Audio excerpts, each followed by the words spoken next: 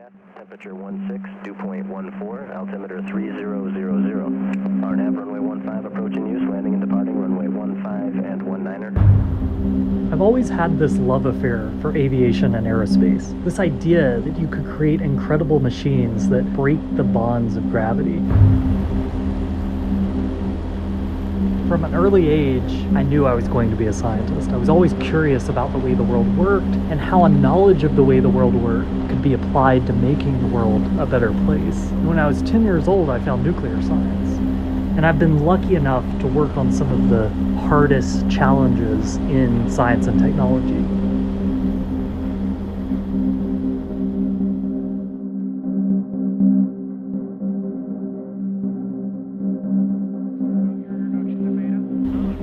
So you've never been here before, right? First time in the state of Vermont. And so when I got the invitation to visit this company, Beta, a company I didn't know much about. I'm gonna meet Kyle, and I think he's gonna take us around and see some of the shops and stuff. Awesome. But that was working on the grandest challenge of electrification, the electrification of aircraft. And not in Silicon Valley or even the storied Mojave Desert of Southern California, but in a place like Vermont. I knew I had to go check it out and see how they were engineering the aircraft of the future. And what I saw really blew my mind.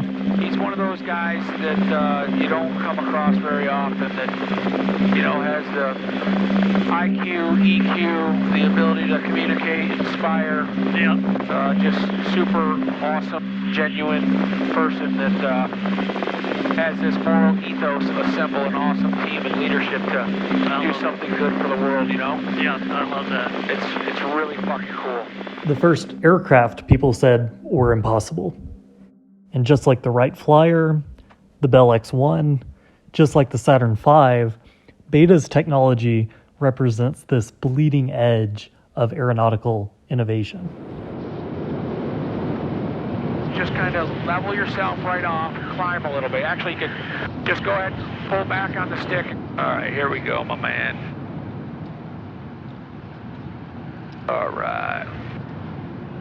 That was fun. And Good. thanks for letting me in and cleaning up my bad job. A certain amount of stability and redundancy. Hey, Kyle. Nice to meet you, man. Nice to meet you. Excited to be at your This is awesome fun. place here. This is fun. It's genuine because I don't think. Have you gotten a full tour yet? No. Okay, well let's do it. Did I see you getting out of the Husky this morning? Yeah. We had a great time flying. I got. Could have been that good. I see your hair's still dry. Well, No. it didn't take a You dip. didn't jump in? Despite my best attempts at a water landing. This is kind of the nucleus of research and development here, and when I took this class at MIT, it was called the Organization of Innovation with Professor Allen.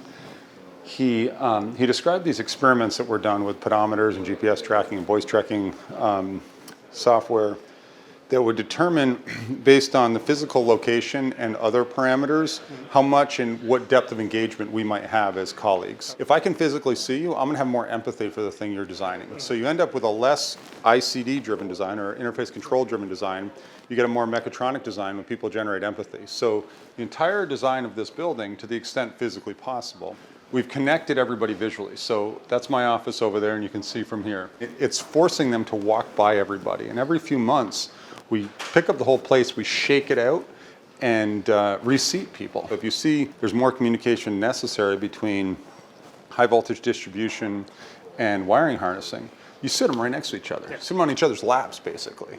They have to communicate, right? So that every decision you're making, you're thinking, geez, how is our head of certification going to react to this? Because that's the next step in our business. Yeah. So the design is fluid and dynamic based on the needs of the business. And then the gem is everybody's looking at the ultimate product. So you can't go and get a coffee, you can't talk to your colleague without saying, geez, that's the thing I'm building. I'm not building a brick, I'm a part of, and it reminds me of the NASA statement where when somebody comes up to the janitor and says, what are you doing here, 1963? I'm helping us go to the moon, right? It's like, I'm helping make that an awesome thing. So that visual connection to the product is really important. Thank you. I love this idea to have all these different aircraft. The idea is as much of like finding the mistakes that were made as finding the goodness. Yeah, exactly. The other thing that is such a problem in aerospace, in any design, somebody who comes in and says, I need 2,500 feet of landing. I need to climb at 1,500 feet. I need to carry 2,200 pounds of payload. Oh, and by the way, I need you to go 1,000 miles. You're like, wait, did you want a short field or a long-range aircraft? Did you want a whatever? But every one of these airplanes, from an aerobatic extra to an electric pipistrel to a Piper Cub to an RB-7 to a Stearman, is designed with a specific purpose. Sure. And that purpose is evidenced by features like that Helio Courier has a 9-foot tail, so that you can fly it at 28 miles an hour and still maintain yaw control. Yeah, they're mutually exclusive. Yeah. Exactly.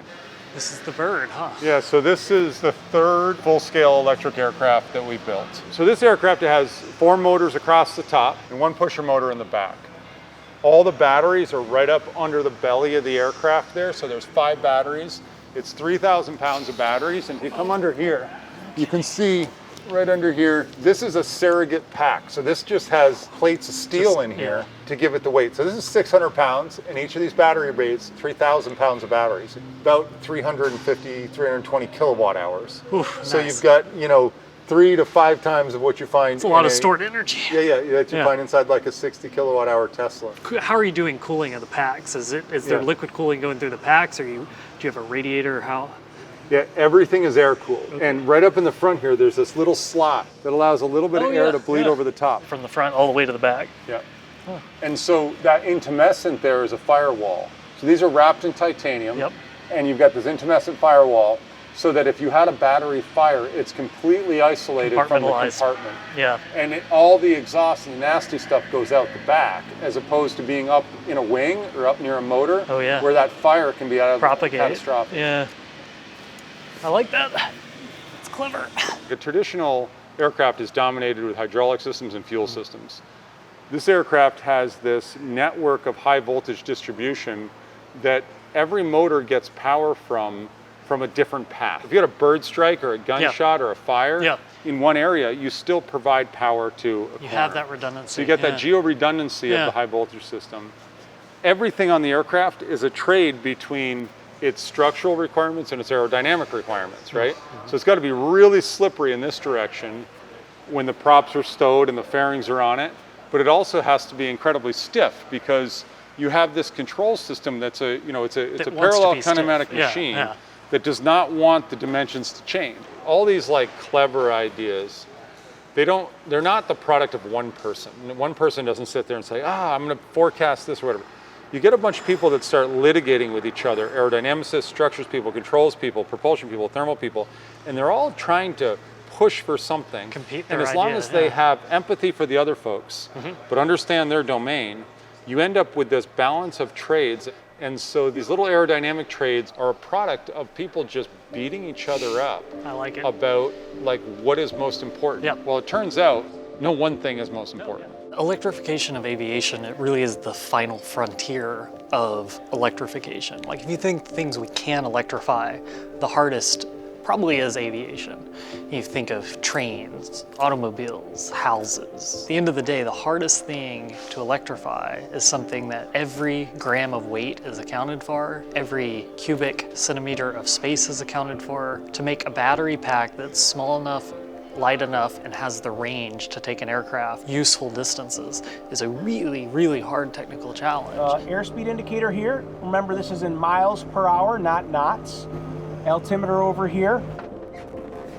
And that's why I love being here at Beta this week, because you get to see engineers trying to solve this hardest technical challenge in electrification.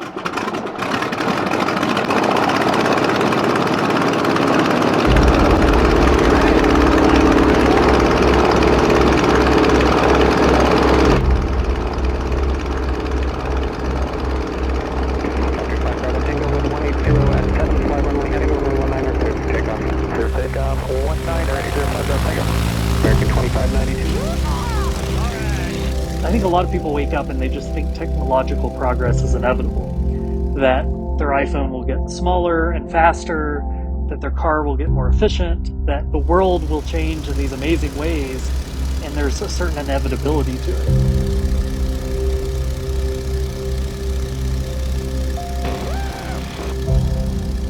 But what I like to remind them, what I like to remind everybody, is that the only way that we make technological progress is by incredibly difficult engineering and by very dedicated people who are just so dedicated to a task that even if it's difficult, they're able to work through the problems and create solutions. Electric aviation is definitely one of those problems. Hey guys. Hello. You want to be on TV? So this is what we call the torture chamber or the dyno room. And if you come over here, you can see we have motors that are spinning on big stands, and we're spinning them against another motor, and that other motor pretends it's the propeller. So we use this to develop and check all of the engineering that we do. 3 years ago when we started, we had zero experience making motors. Yeah. And so we designed our dynos with motors from an outside company, and we would run our very first motors against them, and our motors would break and break and break. Yeah. And now 3 years later, we're breaking the dyno motors.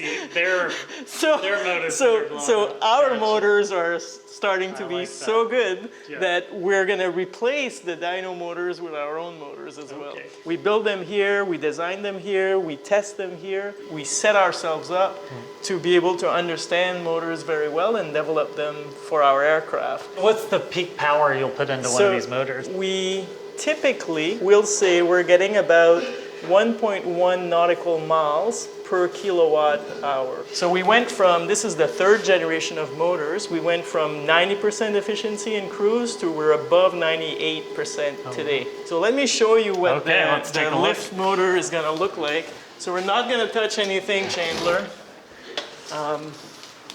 because it's 800 volts. That's not good for your hair or the rest of your body. No kidding. We call this motor the Tower of Power. Oh, wow. The certification aircraft needs to have a 10 to the minus 9 reliability. And the way we achieve this is by taking two of these motors and stacking them together on the shaft, such that, and each of our motor is essentially two motors in one, right? Because we have two inverters. We separate the stator in two to have that dual redundancy. So now we're doing quad redundancy, and we have clutches that if one motor seizes, we can still drive the propeller. So the Tower of Power is essentially 1,000 horsepower motor, and it weighs 250 pounds. Wow. So the ratio of the power to the weight is insane. Yeah. I was at the Air Force Museum in Dayton, and they have a section like the birth of aviation, and they show like these motors, and they have motors that are 250 horsepower that weigh 1,000 pounds. Right, it's the opposite ratio. Exactly. Oh my gosh. And so this is like, by anything that I've read or seen, is the highest horsepower motor for the weight in this RPM range. Yeah. So that's the other thing. We could design a lot of power if the motors were turning at 100,000 RPM. In my previous life, I designed motors that were 100,000 RPM and 60 kilowatts, and they were like this big. But to make a motor that only spins at 1,400 RPM, that powerful, it's a lot of torque and a lot of current. And so this is quite exciting for us to be able to build these motors and test them. That's a piece of art right there. It's pretty cool. For an engineer, this is pretty much heaven. Heaven.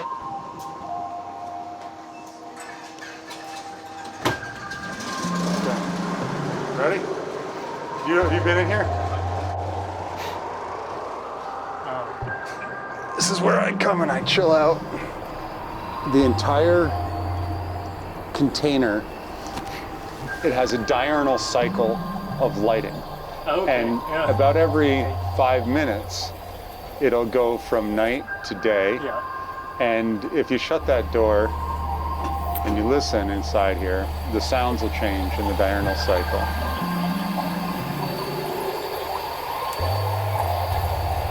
And there's a couple little secret elements to this, that if you're like totally blocked on what you're doing, you just shut out the world, come to a different world, and try to unblock your mind.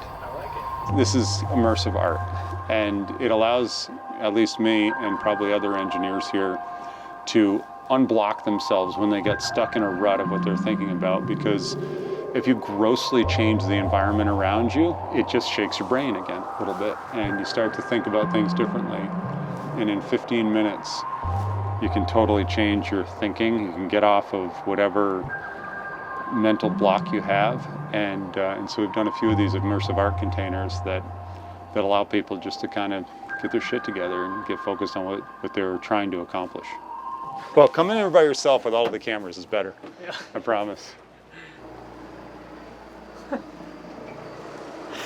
And we're back in Vermont. So basically, in the event that we would need to get out of the plane while we're still flying, I'll open the canopy, and then I'll tell you to get out, okay? So what you need to do is take your headset off. Okay. And then you'll step onto the wing, and you'll jump down and away from the plane with your left hand on that silver handle. This is not going to happen, but in the case. I feel like this is not that unusual of a day in beta, so I love it. Now, let's see, these guys have to get loosened a little bit more. Yeah, we're building a manufacturing facility over on the south side of the airport. Helicopter 5 Bravo Tango, flight. Flight runway heading, runway 19 cleared for takeoff. Okay, you ready? I am ready. Okay, here we go. Are you excited to get to fly, Aaliyah? Yeah, I think it'll be really cool. You should be able to see Josh kind of off our right. I got it if you didn't. Indicated, change supervisor. Awesome. Call me in. And actually, Josh, I'm gonna keep on going to 3, and then we'll do like some aileron rolls and stuff. Copy, that sounds great. This is a great position, go for it. Whoop.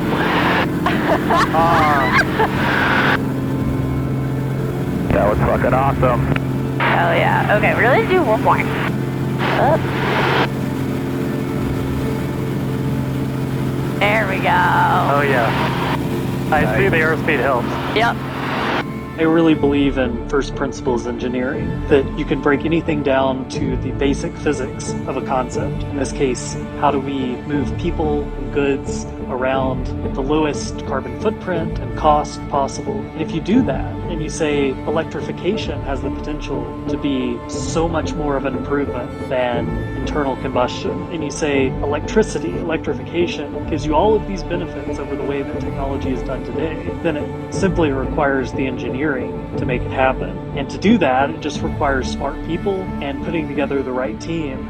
And I really do believe that Beta has done that. And they've created a culture that allows for people to innovate and create the technology that makes tomorrow possible. What we got going on here? So this is the schedule for flight training today. Wow, it's busy. Yeah, so here we've got about 23 aircraft. So we got about 8 main trainers that we use, right? Like people are just flying their pants off. First seeing this, it would be easy to think that this is just for fun, having all these cool aircraft around, but you guys are really serving a purpose, training all of these employees to become pilots and having all these different aircraft. We're trying to make electric aviation a thing like in our lifetime, you know, we're trying to make it a thing like in the next 3 years, which there would just be so much inertia if you were trying to talk really with anyone in the company about trying to solve any problem with them having an actual felt understanding of it. Knowing what it's like to be in a helicopter in these situations and knowing what it feels like to be in kind of like emergency situations,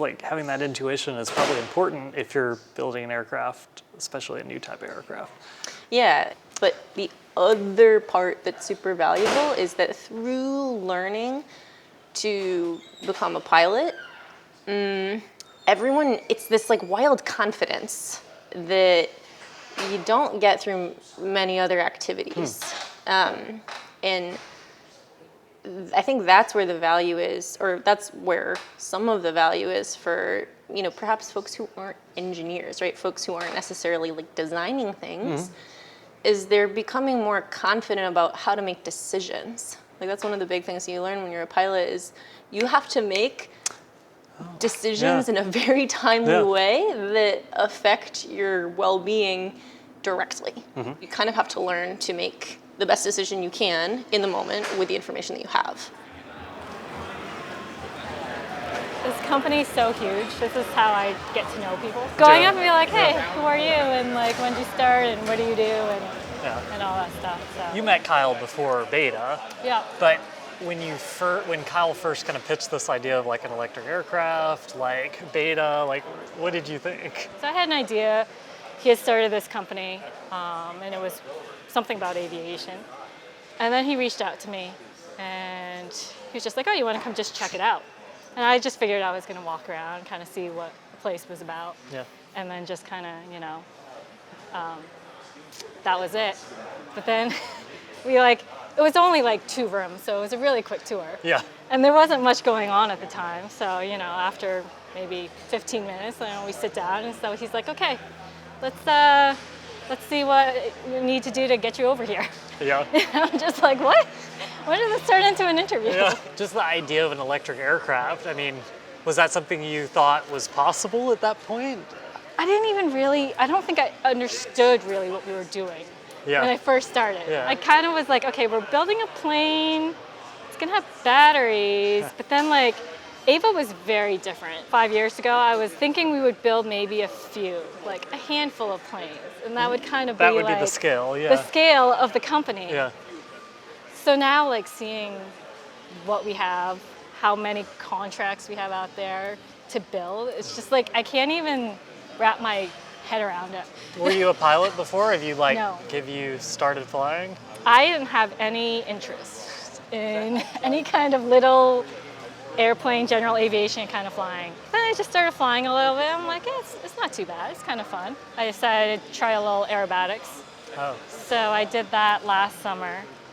Flew the extra, did a competition. So that was a lot of fun. Wow, you did a competition. I did, yeah. So you've come a long way. From not flying anything actually, to if you think about it, aerobatics. and doing nothing, and then 3 years later, doing loops and rolls and all that fun stuff. It's pretty crazy. That is crazy. But that's kind of Beta for you. We are heading down to Virgins. We're gonna go check out a little subscale model testing. Head down to the A-Star. Back a little bit, don't go over the helicopter, just straight up, just max perform the shit out of this so we don't rotor wash anything. This is crazy. And then we can go to the south, we can do a left pedal turn and get here. So here we are coming through Charlotte right now. What do we got? We got about another 10 miles to go.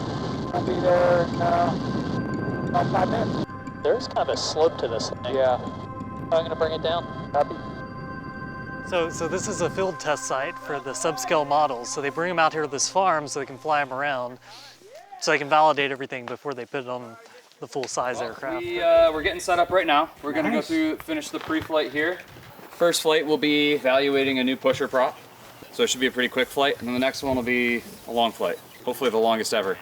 So did you fly Aaliyah down to Arkansas? Yeah, I was one of the pilots that flew it down there. So you're at the as part of that trip. controls. Yeah. How'd it go? I think it's a different thing to see the operating difference in literally your expense reports, you know, or whatever, right? And so, we would burn $17 of electricity to go 200 miles. The chase plane burned about $700 of fuel. No kidding. So that's to me, that's the exciting thing because electric's cool, this airplane's cool, the VTOL stuff's cool, all that's awesome. But you go to anyone who operates airplanes in a cargo or any sort of operator environment, and you tell them that, they're interested, right? Yeah, and so that's the selling point. To me, that's the exciting thing. So that's awesome. And how old are you? I'm 25. 25. So to be at 25 and be, one of 2 test pilots on probably the longest duration electric aircraft mission ever. How does that feel? No, they give folks a lot of room internally to grow. So I came to Beta with some pilot ratings, but then I grew up kind of flying here or sort of did that progression here. And I think people are willing to take a shot at me, and hopefully I'm providing value. I don't know. It's worked out really well. So it's fantastic opportunity. How's it to be out here, talking to the engineers that are working on this scale model and be able to interface, being a pilot? Yeah. And these guys are actually finding things daily on their flight tests that we can't find on the full scale because we're not doing it yet, or because it's too dangerous to find on the full scale. And there's things that catches that a simulated cannot. That's a really big deal for us in terms of safety. And then, they're trying to do pilot training with it as well. Basically get the river in sight and then cross over it a little bit. And then we aim back right over it ourselves and we cross over right here. Vertical takeoff, vertical landing. Okay. All right, Carson, here.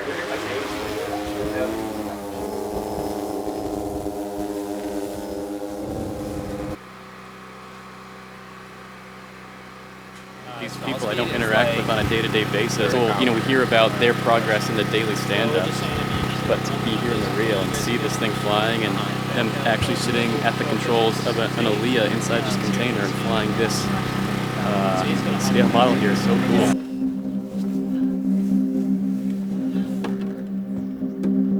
This is the Airbus A-Star 350.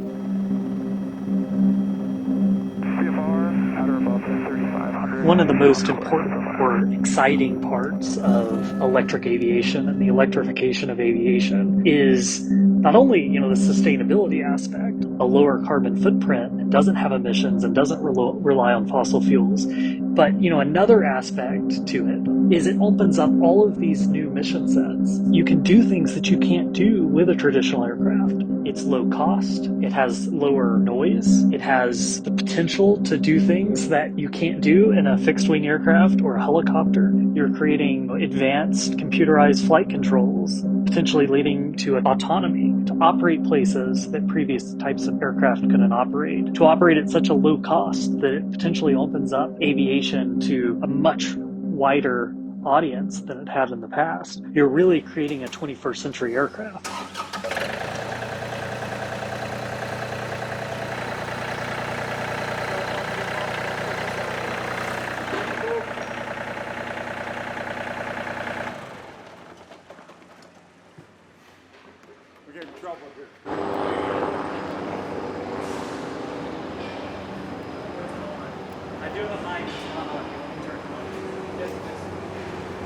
Oh, do I need aviators too? Should I get my aviators? Yeah, if you got them. We're taking out the Pipistrel, the electric-powered aircraft. These we've had for just under a year. Okay. They're brand new types of planes. Right? Are these the first commercially available electric aircraft? Yeah, they were certificated as a light sport in Europe. Okay. But they're still not certificated in the U.S. In the U.S. All right. Got it. All right, let's do it. So we're going to go out here to Alpha Bravo. So you go ahead and put your hand on the throttle there. Feel instantaneous torque. Oh, wow. Go ahead and wind it back. We've got no lag at all. It's pretty rad.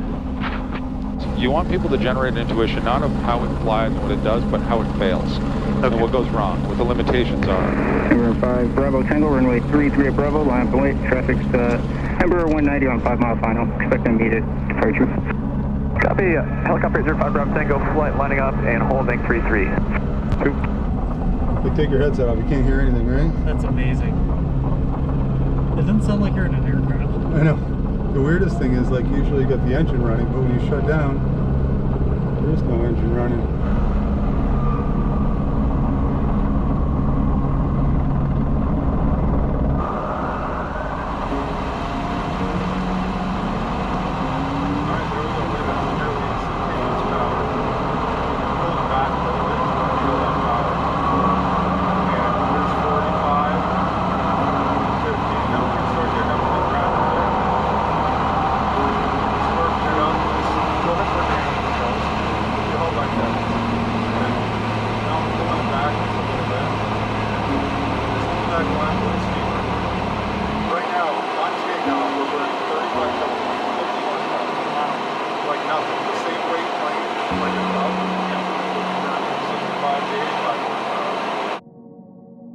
Cancel altitude 4536. You know, so I think one of the big lessons is that it's not just about putting the propulsion in here. A lot of it is making a slippery light airplane. We can actually cruise at 14 kilowatts in this plane. In Vermont, with this grid, it's 800 times less carbon you're putting out than driving a car. You know, one of the reasons I really wanted to come visit Beta and was excited to is that I'm obsessed with that bleeding edge of innovation and engineering, and electric aircraft kind of represent that. You know, it's something that a lot of people said was impossible. Well, the funny thing is, if you take 10 really smart people, yeah, and 9 of them say it can't be done, and 1 of them says it can be done, I would trust that one person over those other 9 every day. You know, Vermont was where I was born, but Vermont has people that are resilient, and they're thoughtful, they're independent, and they're not afraid to be the first to do something. I mean, Vermont, as a culture, you know, the first to abolish slavery, the first to allow gay marriage, and that resilience and commitment and that independent thinking as a source of pride becomes a part of the culture of the company that relies on those qualities in order for it to differentiate itself.